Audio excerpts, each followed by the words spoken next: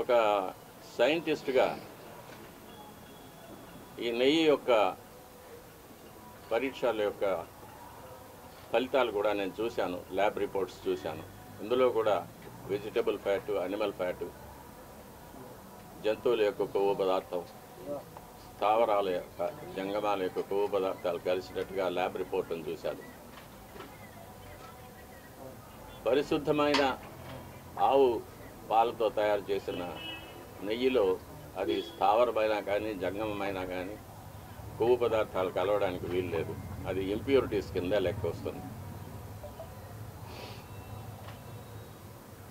ఇప్పటి ప్రభుత్వం పదవికి రాగానే తిరుమలను ప్రక్షాళన చేస్తామని తిరుమలలోనే ముఖ్యమంత్రి గారు సెలవిచ్చారు.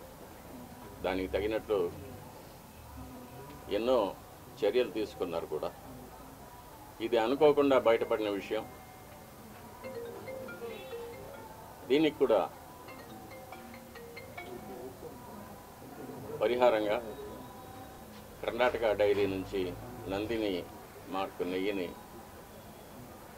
శుద్ధమైన ఆవు నెయ్యిని మళ్ళీ కొని స్వామివారికి ప్రసాదాలు తయారు చేయించడానికి ప్రభుత్వం నిర్ణయం తీసుకుంది.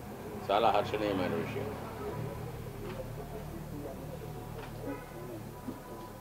ఈ విషయంలో ముఖ్యమంత్రి గారికి విన్నపం, స్వామివారి మీద విశేషమైన భక్తి ఉన్నవారికి, ఆగమ శాస్త్రం మీద, మన సాంప్రదాయాల మీద గౌరవం ఉన్నవారికి తిరుమలలో సేవ చేయడానికి అవకాశం కల్పించవలసిందిగా కోరుతున్నాను. ఆచార పరమో ధర్మ,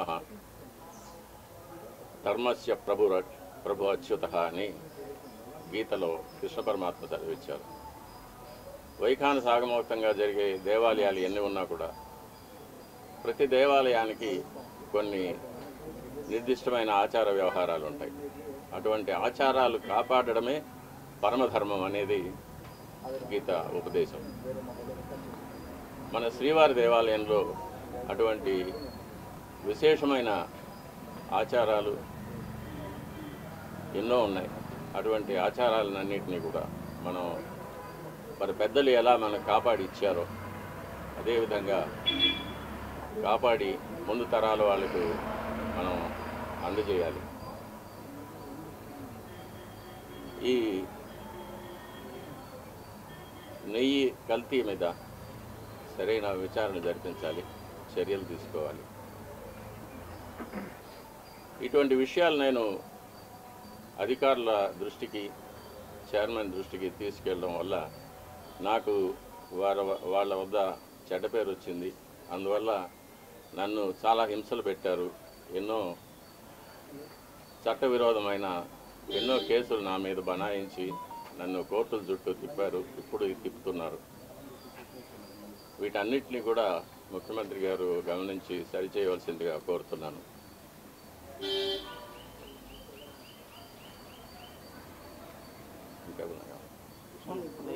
గత ఈవోగా పనిచేసినటువంటి ఎల్వి సుబ్రహ్మణ్యం తిరుమల అపచారం జరిగింది. ఏదైతే ఆ నెయ్యి ట్యాంకర్లు కానీ పోర్టు మొత్తం శుభ్రం చేసి సంప్రోక్షణ చేసి తర్వాత ప్రసాదాలు తయారీ చేయాలని చెప్పారు.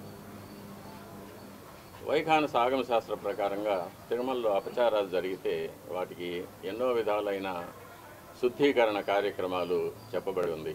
లఘు సంప్రోక్షణాలను కానీ, జల సంప్రోక్షణాలను కానీ,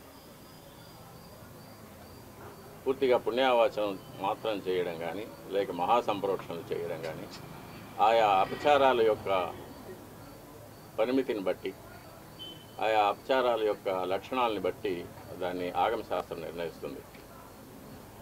దీనికి మనం ఆగమ శాస్త్ర నిపుణుల వద్ద అభిప్రాయం తీసుకోవాల్సి ఉంటుంది. కానీ ఇప్పుడు ఉన్న ఆగమ సలహాదారుల కమిటీ అనేది పూర్తిగా తిరుమల తిరుపతి దేవస్థానం ఉద్యోగులతో కూర్చబడింది కాబట్టి వారికి ఒక స్వతంత్రమైన అభిప్రాయం ఇచ్చే ధైర్యం లేదు. కాబట్టి దీన్ని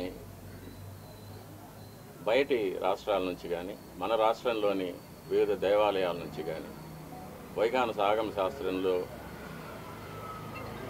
సరైన అనుభవం విద్య ఉన్న వారి చేత మనం వారితో సంప్రదించి మనం దీనికి శుద్ధీకరణ చర్యలు చేపట్టవలసిన అవసరం ఎంతైనా ఉంది.